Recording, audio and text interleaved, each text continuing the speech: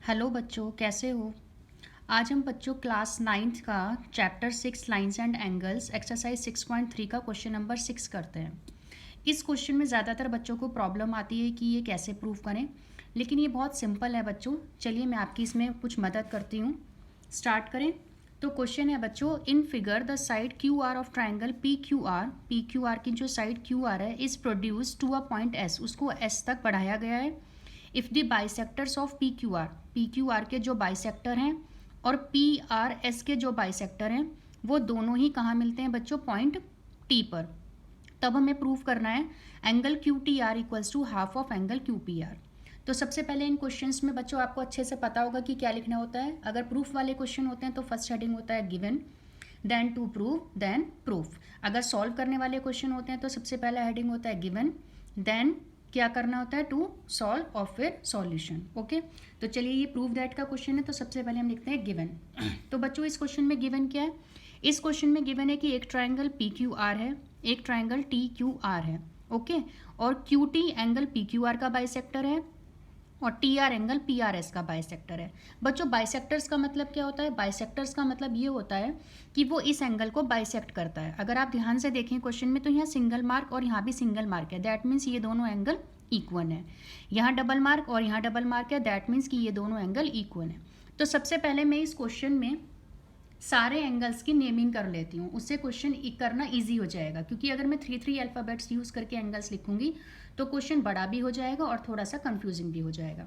तो मैं सारे क्वेश्चंस को, इस क्वेश्चन के सारे एंगल्स को नेम दे देती हूँ। जैसे सपोज करो कि मैं इस एंगल का नाम देती हूँ ए। ओके, इस एंगल का नाम दिया मैंने बी। क्लियर, इस एंगल का नाम दिया मैंने सी डी, इस एंगल का नाम दिया मैंने डी। मैं सारे एंगल्स के नाम दूंगी। इस एंगल्स का नाम दिया मैंने ई, ए बी सी डी ई, इसका मैं देती हूँ एफ और इसका मैं देती हूँ जी। ओके, आप नेमिंग कुछ भी कर सकते हैं, 1 2 3 4 5 6 या A B C D E F G, आप कुछ भी ले सकते हैं। अब बच्चों गिवन में क्या है कि ये दोनों एंगल्स इक्वल हैं, that means angle A equals to angle B. Clear, अब मुझे लिखने में भी ईजी हो जाएगा। और मेरे पास बच्चों गिवन है कि ये दोनों एंगल्स गिवन है क्योंकि ये एंगल बाइसेक्टर है, that means angle C equals to angle D. ये दो चीज़ बच्चों हमारे पास गिवन है। ओके, अब हमें प्रूव दैट क्या करना है, मतलब हमें प्रूव क्या करना है, तो प्रूव दैट बच्चों हमें प्रूव करना है angle Q T R equals to half of angle Q P R, ये हमें प्रूव करना है। अब क्यू टी आर इसका मतलब angle G equals to half of Q P R angle F. तो अगर बच्चों मैं अपने वर्ड्स में बोलूँ तो मुझे प्रूफ करना है कि angle G equals to half of angle F, मतलब एंगल जी कितना है, एफ का हाफ।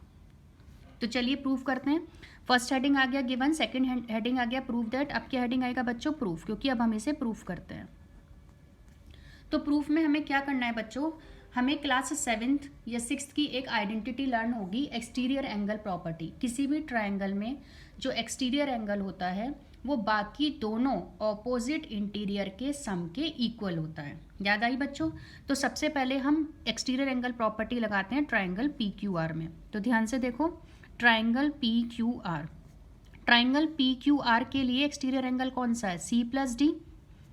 सो सी प्लस डी किसके इक्वल होगा, ये जो C प्लस डी है वो इसके इंटीरियर को छोड़ के बाकी इन दोनों के इक्वल होगा, दैट मीन्स वो होगा angle A plus angle B plus angle F के equal, angle A plus angle B plus angle F। Clear, अब हम यही एक्सटीरियर एंगल प्रॉपर्टी लगाते हैं ट्राइंगल TQR के लिए। तो ट्राइंगल TQR के लिए अगर मैं एक्सटीरियर एंगल प्रॉपर्टी लगाती हूँ तो क्या लगेगी बच्चों, TQR के लिए कौन सा एक्सटीरियर एंगल होगा, खाली T। तो हम एंगल डी को क्या लिख सकते हैं, एंगल डी को जी प्लस एंगल बी। इतना क्लियर है बच्चों।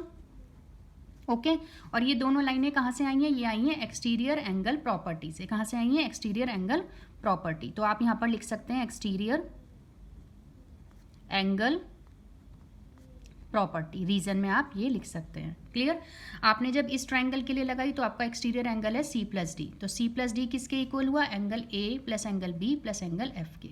ओके, फिर जब आपने ट्राइंगल टी क्यू आर के लिए लगाई तो आपका एक्सटीरियर एंगल है डी, वो किसके इक्वल होगा, angle G plus angle B के। क्लियर, तो हमारे पास दो इक्वेशन आ गई हैं बच्चों, एक C प्लस D और एक एंगल D। अब हम क्या करेंगे बच्चों कि हमें G और F तो लेके आना है, बाकी सब हमें एलिमिनेट करने हैं। जैसे इस इक्वेशन में G तो है, तो G तो हमें चाहिए, लेकिन B और D हमें नहीं चाहिए। तो हम क्या करेंगे बच्चों, यहाँ से हम D की वैल्यू निकाल के इसमें पुट कर देंगे, या इस वाली इक्वेशन में हम D की वैल्यू इसमें पुट कर देते हैं। ठीक है, तो इस वाली इक्वेशन को हम मान लेते हैं इक्वेशन नंबर 1 और इसको मान लेते हैं इक्वेशन नंबर 2। तो सबसे पहले हम क्या करेंगे, put the value of angle D in equation 1 from equation 2। हम 2 से निकालकर D की वैल्यू 1 में पुट कर देंगे। तो बच्चों 1 है हमारी C plus D, that means angle C plus, अब D की जगह तो बच्चों हमें G प्लस B पुट करना है। ओके, तो angle G plus angle B, ये हमने D की जगह पुट कर दिया। बाकी राइट हैंड साइड आपकी ऐसी रहेगी, A plus angle B plus angle F। Okay, अब अगर हम इसमें ध्यान से देखें बच्चों, तो हमें G और F तो लेके आना है, बाकी सब हमें एलिमिनेट करना है।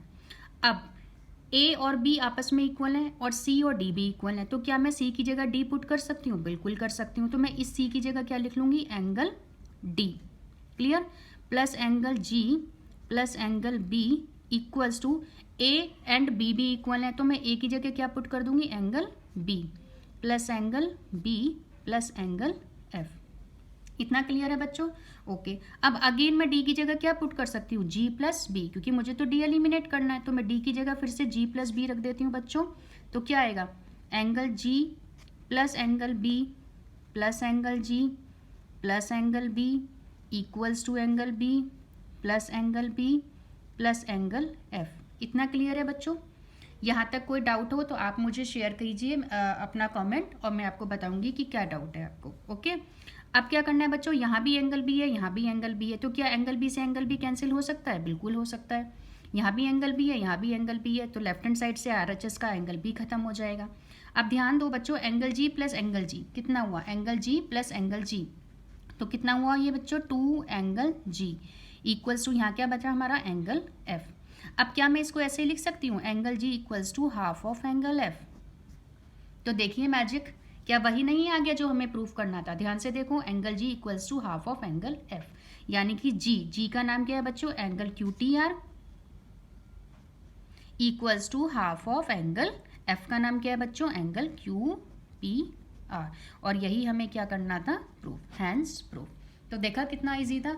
अगर हम एंगल्स की नेमिंग कर लेते हैं और उसके अकॉर्डिंग क्वेश्चन सॉल्व करते हैं तो क्वेश्चन बड़े इजीली सॉल्व हो जाता है। तो किसी भी क्वेश्चन को देखकर घबराए ना, आप मुझे वो क्वेश्चन शेयर कीजिए मेरे कमेंट बॉक्स में। अगर मैथमेटिक्स में आपको कोई भी प्रॉब्लम हो, किसी भी क्लास में किसी भी क्वेश्चन को, मैं आपको कोशिश करूँगी पूरी कि मैं आपको उस क्वेश्चन को सॉल्व करके दे सकूँ। ठीक है, तो इस क्वेश्चन की प्रैक्टिस कीजिएगा।